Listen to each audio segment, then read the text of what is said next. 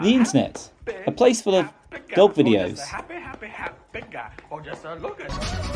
animation,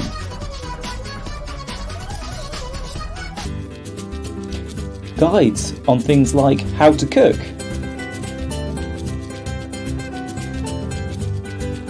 minutes, 5-6 minutes. and much more.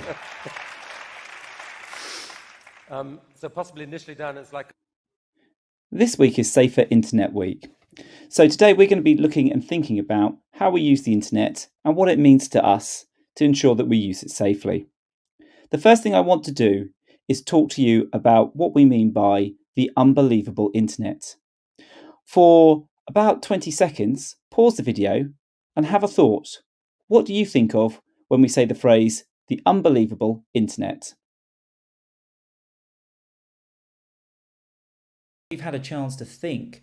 You may have thought along the lines of unbelievable internet as an incredible thing in regards to things like video calling, catching up with family via video chat, which has been really useful in times like this. It may be to do with playing computer games and, for example, playing games against each other online. On the other hand, you might have thought about unbelievable internet as a negative and looking at the information that you get off from there and whether it's trustworthy or not, or the people that you might meet on there. And in today's session, we're going to be looking at both of those.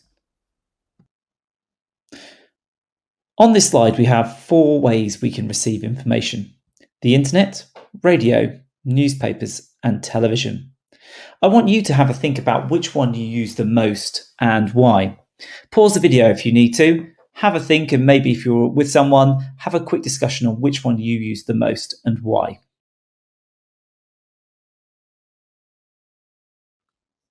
Now that you've had a chance to think whether your answer was the internet, radio, newspapers, or television, I want you to hold on to that answer and think of a new one.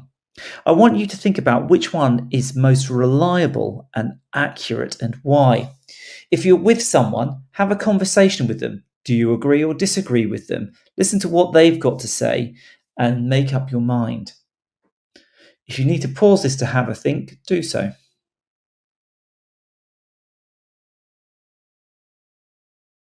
So, after a brief thought, I should imagine for the majority of you, the most used form of information that you go to is the internet. However, at the same time, I would imagine that the least accurate form of information that you've come up with is also the internet. So, if that's the case, should we stop using the internet? Should we find another source of information? Why would we use the internet if it's not reliable? So, if we go to the internet for our information mostly, but we think it's the most unreliable of places, do we need to defend why we get our information online?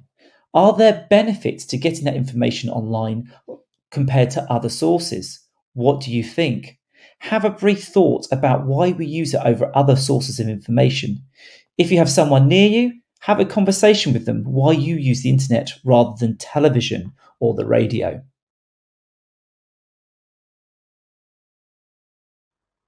Now that you've had a chance to think about those positives and defend why we use it, should we compare a list to see what we've got compared to what I've got? First of all, simple as this, there's a lot of it. It means that we can find the information and have a lot of it to have the detail that we need in order to potentially find the piece of information that we want. The speed in which we can access the information is near enough instant. We can type something straight into Google, and there is a list of answers potentially there waiting for us. We don't have to go to a library or wait for a program to start in order to find the information that we need. So the internet is absolutely fantastic for that. We have choice about the information in which it's presented. We might want to read the information. We might want to watch it on a YouTube video, which gives us greater visual and auditory ways of accessing that information. We may even want it read to us, and in some cases you can get readers online that will read the information that you find. So the variety is fantastic. As the internet is connected to almost every device, we can all be part of the information that is delivered. We no longer will have to wait for journalists to report on a story which can take hours, if not days, to get to us. We can see a story, record it, and stream it straight out. So the information is there, available immediately. So no longer do we have to wait for that information to be passed to us. The internet itself brings greater equality across the world. With many resources being free on the internet in places such as YouTube, Wikipedia, it means that people can educate themselves and better their lives. With the internet providing fast access to instant sources of news, some being paid for or others being free, there is debate to which news is real or even credible. In a recent survey, 35% of those asked out of 12 to 15-year-olds believed that social media was reliable some or all of the time. Due to terms like fake news being bandied around, many people now believe that the information that they read about the news can no longer be trusted online. At this point, I'd like to stop and reflect about the things we've been talking about. How does it make you feel that when you go online, some of the information may not be real or credible?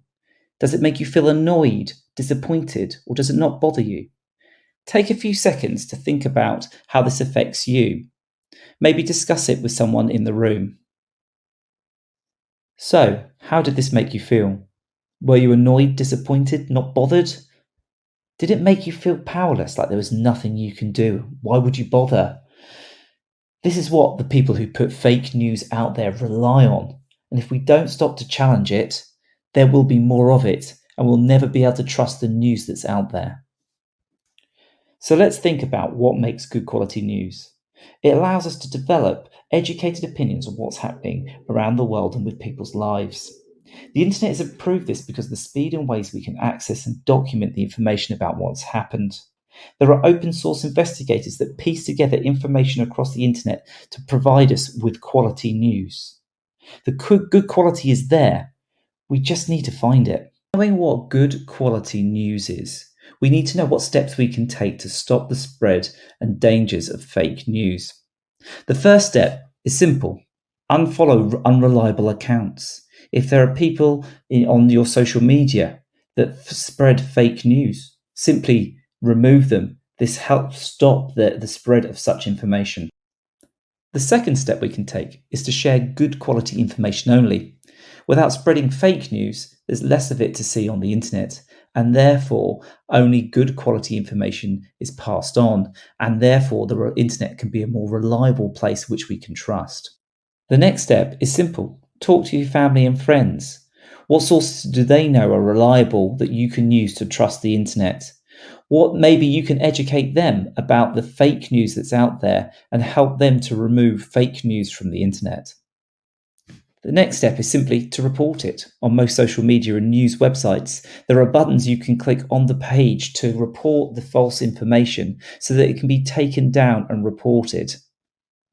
And finally, it's really important to seek support if you see something worrying or that upsets you. Unfortunately, many fake news stories are there to try and get you to click on it. And sadly, these stories can be there to upset us. So make sure you talk to a trusted adult that can help and support you get rid of such horrible stories. So now that we've talked about information online, what makes good quality news, and what makes fake news and how to stop the spread of it, we're running a competition this week, and for every entry, we'll be placing your work into the gallery. We might like you to make a flyer or a leaflet that discusses good advice about what makes good quality news and how to stop the spread of fake news. Email your entries to Mr McKenzie at ross.mckenzie@tla.school. Linking back to the gallery, we'll be starting a virtual photography club at TLA this week. If you're interested in learning about what makes good photography, then this is the club for you. You do not need anything more than a basic camera, say one on your mobile phone. You'll learn all the basics of photography and what makes good imagery. We'll share the images in the gallery each week. If you're interested in joining, email me at ross.mckenzie@tla.school or reply to the email that you get this week about it. And that just leaves me to say have a good rest of the week, then after which have a good restful half-term break, and we'll see you soon after.